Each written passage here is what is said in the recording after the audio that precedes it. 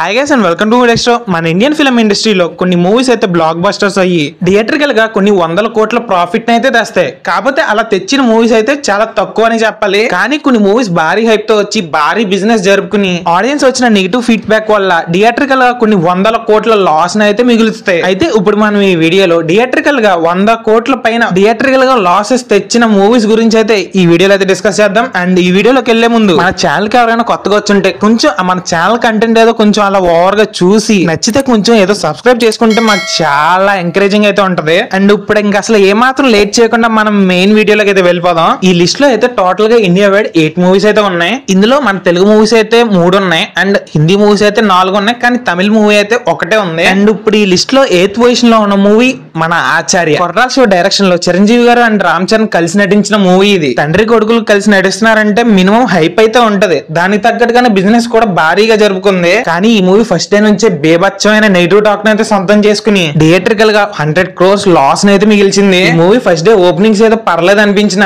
Second day మాత్రం complete గా wash out అయితే అయిపోయింది. ఏదేమైనా ఈ మూవీ అయితే డిస్ట్రిబ్యూటర్ కి పెద్ద దెబ్బ అని చెప్పాలి ఆ టైంలో. And number 7 in the list Lal Singh Chaddha. ఇది ఫారెస్ట్ గమ్స్ అనే హాలీవుడ్ మూవీకి ఇది హిందీ రీమేక్ అనమాట. నిజానికి ఈ మూవీ అయితే అంత పెద్ద వర్స్ట్ గా అయితే ఏముండదు. కానీ ఆ మూవీ రిలీజ్ టైం కి బాలీవుడ్ లో అయితే పెద్ద బాయ్కాట్ బ్యాచ్ అయితే తయారైపోయింది. వాళ్ళు ప్రతి చోట బాయ్కాట్ అనడం వల్ల ఆడియన్స్ లో కూడా పెద్ద చూసే ఇంట్రెస్ట్ అయితే పోయింది. అసలు రిలీజ్ రోజే ఈ మూవీకి ఓపెనింగ్స్ రాలేదంటేనే నమ్మండి. ఫస్ట్ డే ఈ మూవీ 1200 షోస్ పైన క్యాన్సిల్ అయిపోయినాయి. అలా ఓపెనింగ్ డే నుంచే ఈ మూవీ డిజాస్టర్ రన్ తో నడుస్తా మొత్తానికి ఫైనల్ థియేట్రికల్ రన్ అయ్యేసరికి టోటల్ గా 105 crores లాస్ అయితే మిగిల్చింది. Next number 6 in the list Samrat Prithviraj. Akshay Kumar lead role లో వైఆర్ఎఫ్ ఫిల్మ్స్ ప్రొడ్యూస్ చేసిన ఈ మూవీ అయితే రిలీజ్ అయినప్పటి నుంచి నెగిటివ్ టాక్ తెచ్చుకోవడం వల్ల బాక్స్ ఆఫీస్ దగ్గర భారీ లాసెస్ అయితే చూసింది. ఈ మూవీ బడ్జెట్ ఎక్కువ అవడం వల్ల ఈ మూవీ బిజినెస్ కూడా కొంచెం ఎక్కువ జరుపుకుని ఈ మూవీ బాక్స్ ఆఫీస్ దగ్గర అండర్ పర్ఫార్మెన్స్ చేస్తా ఈ మూవీ టోటల్ గా 110 crores లాస్ అయితే తెచ్చింది. Next number 5 in the list మన ప్రభాస్ రాధేశ్యామ్. ఈ మూవీ లవ్ స్టోరీ అవడం, అలాగే ఈ మూవీ డైరెక్టర్ ప్రీవియస్ మూవీ వచ్చేసి అంత పెద్ద హిట్ అవ్వకపోవడం, ఇలా వేరియస్ రీజన్స్ వల్ల ఫ్యాన్స్ తో పాటు కామన్ ఆడియన్స్ కూడా ఈ మూవీ మీద పెద్ద అంత ఎక్స్పెక్టేషన్స్ అండ్ హైప్ అయితే అప్పుడు టైంలో పెద్ద ఏం లేదు. కానీ ప్రభాస్ ఉన్నాడన్న ఒక్క కారణం చేత ఈ మూవీ బిజినెస్ అయితే భారీగా జరుపుకుంది. కానీ ఈ మూవీని అయితే రిలీజ్ అయినప్పుడు ఫ్యాన్స్ తో పాటు నార్మల్ ఆడియన్స్ కూడా మొత్తం రిజెక్ట్ చేస్తారు. దాంతో ఈ మూవీ ప్రతి చోట కూడా భారీ లాసెస్ అయితే చూసింది. మొత్తానికి ఈ రాధేశ్యామ్ మూవీ అయితే ఫైనల్ రన్ కంప్లీట్ చేసుకునేసరికి టోటల్ గా 115 crores లాస్ అయితే మిగిల్చింది. కానీ దాన్ని అయితే మన ప్రభాస్ అన్న అయితే కొంచెం కాంపెన్సేట్ చేయడానికి అయితే ట్రై చేశాడు. కానీ next number 4 in the list game changer. ఈ మూవీ రిలీజ్ కి ముందు వరకు ఈ మూవీ భారీ నెగిటివిటీని అయితే ఫేస్ చేసింది. మూవీలో రామ్ చరణ్ ఉన్నాడన్న ఒక్క రీజన్ తప్ప ఇంకేవి ఇంప్రెస్ చేసే ఎక్స్పెక్ట్ అయితే ఒక్కటి కూడా లేదు. అలాంటి సిచ్యువేషన్ లో కూడా ఈ మూవీ ప్రతి చోట భారీ ప్రీ రిలీజ్ బిజినెస్ అయితే జరుపుకుంది. కానీ ఈ మూవీ ఫస్ట్ నుంచి బాగా నెగిటివిటీ ఫేస్ చేయడం అండ్ ఫస్ట్ డే టాక్ కూడా చాలా వర్స్ట్ గా ఉండడంతో అండ్ ఆ టైంలో రేస్ లో ఉన్న మూవీస్ కి ఇంకా మంచి టాక్ రావడంతో ఈ మూవీ సంక్రాంతి రేస్ లో ఉన్నా సరే ఆల్మోస్ట్ వాష్ అవుట్ అయిపోయిందని చెప్పాలి. అలా ఈ మూవీ ఫైనల్ రన్ కంప్లీట్ చేసుకునేసరికి అరౌండ్ 125 crores లాస్ అయితే చూసింది.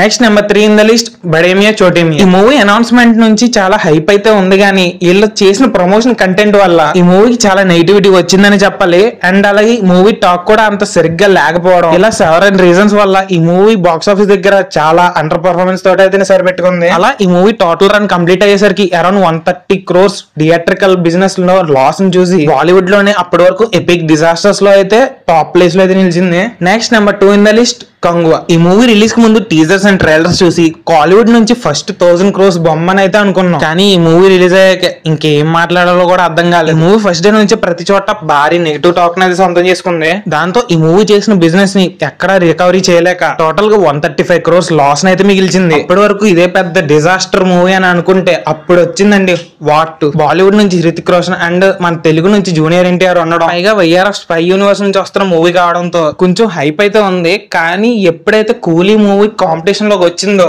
అప్పుడు మాక్సిమం అందరూ కూలీ వైపుకి వెళ్ళిపోయారు.